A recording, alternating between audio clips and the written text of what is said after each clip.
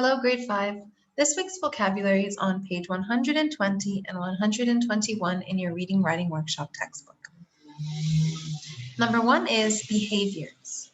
Behaviors. We rewarded our dog with a treat for all its good behaviors. What are behaviors? Behaviors are ways that animals or human beings act. Number 2 is disappearance. Disappearance. A detective investigated the disappearance of the painting.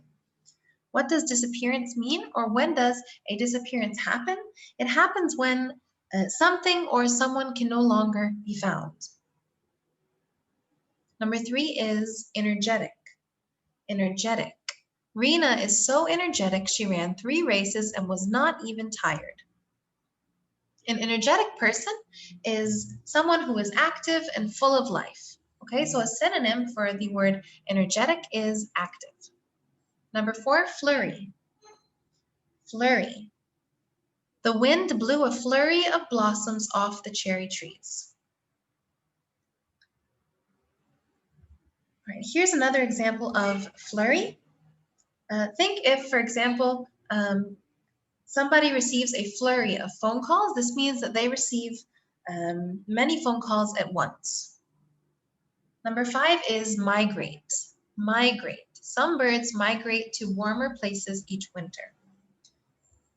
All right, think about how birds migrate to escape the cold air. To migrate means to move from one place to another. Number 6 is observation. Observation. Binoculars helped Carlos's observation of the ships at sea. When you make an observation, this means that you notice or you carefully look at something. Number 7 is theory. Nan had a theory about how the pillow got shredded.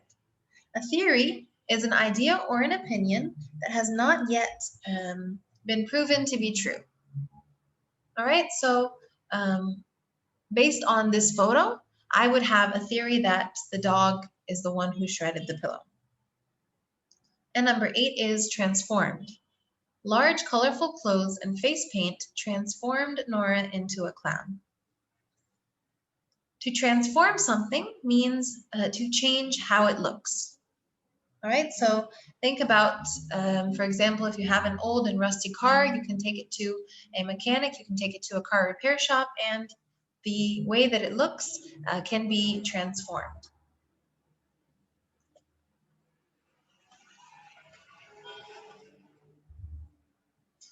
All right, this week we are reading Growing in Place. This is the small story in your Reading Writing Workshop textbook just to practice this week's vocabulary words. This is on page 122. Let's read it together.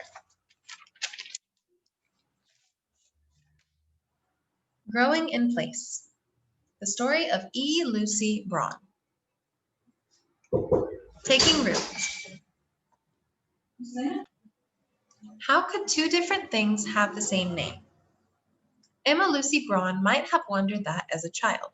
Born in Cincinnati, Ohio in 1889, Emma shared her first name with her mother, Laurie. To avoid confusion, she used her middle name, Lucy. Naming things correctly became the basis for her life's work on plants. All right, so the author mentions here that she found it confusing to have the same first name as her mother. All right, and Lucy thought that things should be named correctly. This is going to become the basis for her future work on plants. Even as a child, Lucy was interested in plants. She often joined her older sister Annette and their parents on energetic walks through the nearby woods. Lucy enjoyed all the plants and wildflowers. Some seemed to shout at her with their wild colors. Others hid behind rocks and logs. Lucy asked her mother how to tell all the plants apart. Lucy's mother taught her to develop her powers of observation. She pointed out the number and shape of leaves on a stem. Lucy kept a record of their observations. She also learned to draw what she saw. Then she could compare and contrast all sorts of plants. Lucy and her mother gathered specimens for their herbarium, a collection of dried plants. They preserved leaves and flowers between sheets of papers. Lucy became more and more interested in botany, the study of plants. In high school, she started collecting and drying plants for her own herbarium. She continued adding plants all her life. All right, so we know that this text is a biography, and we know that also biographies usually describe events in a person's life in order. So at the beginning here, we see even as a child, all right, at the beginning of paragraph 2, even as a child, Lucy. So this tells us that the text will most likely begin with Lucy's childhood and then continue on to her adult life. Branching out. Lucy and Annette attended the University of Cincinnati. Annette wanted to become an entomologist and study insects. Lucy took classes in geology, or the study of rocks and minerals. Her work with geologists transformed how she looked at the natural world. She continued her studies in botany as well. Lucy also became interested in ecology. Ecology looks at how living things interact with their environments. Fellow ecologists helped her test an important theory. Lucy believed that plant life in some areas had been able to migrate over time. She mapped this movement back to when glaciers covered those regions with ice. In full bloom. In 1917, Lucy began to teach botany. Even at home, the sisters continued their scientific behaviors. Lucy tended both indoor and outdoor gardens. Annette studied the moths that fluttered in a flurry of wings around lights outside. The sisters named part of their house the Science Wing. Lucy collected plants from all around the country. She photographed many of them too. Color photography was still new at the time. Because of that, people enjoyed her lectures and slideshows a great deal. The fruits of her labor. Later in her life, Lucy wrote many field guides. Field guides are books that identify plants found in a particular area. In 1950, she published her most important guide. It describes the plants in the forests of the eastern United States. Ecologists still use it to study changes in the forests over time. Today, Lucy has a few plants named after her. One of them, Lucy Braun's snakeroot, is currently threatened. Lucy's work in conservation, the protection of nature, may help scientists prevent its disappearance. Lucy Braun lived to be 81 years old. In her years as a botanist, Lucy collected nearly 12,000 plants. Today, her herbarium is part of the Smithsonian Institution in Washington, D.C. Visitors can study the plants she collected all her life. Okay, so now let's practice these vocabulary words that we saw in the previous text by completing page 71 in your turn practice workbook. Here are some sample sentences that you can write using the vocabulary words in bold. What are some behaviors that are often rewarded? Remember what behaviors are. Kindness and politeness are behaviors that are often rewarded. Right, and we said that behaviors are ways that animals or human beings act. Number 2, what might cause the disappearance of animals in the wild? We said a disappearance happens when something can no longer be seen or found, something or someone. Here is an example of a sentence. Building new roads and new houses might cause the disappearance of animals in the wild. Number 3, what kind of work would be good for an energetic person? An energetic person is someone who is active and full of life, so we could write an energetic person would enjoy doing physical work in the outdoors. Number 4, when is there a flurry of activity in your school? There is a flurry of activity at the start and close of each school day. In class, your colleagues also gave the example of fun day. There's a flurry of activity on fun day at our school. Number 5, what kinds of animals migrate to or from the area where you live?